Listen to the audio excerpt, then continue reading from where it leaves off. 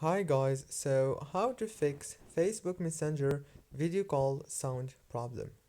First thing guys, open the settings on your phone and then go to the apps manager. When you open the apps manager now right here, you will find all the apps that you have on your phone. All what you want to do is very simple. Just wait a few seconds and then scroll all the way down until you find the Facebook Messenger as you can see right here. And then click on force stop and then go to the storage.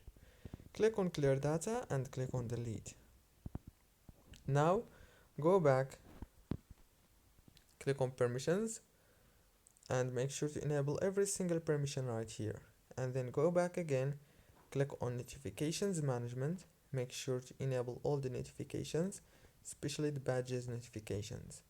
Go back, click on power usage details, click down here on force stop and restart your phone. Don't forget to like and subscribe.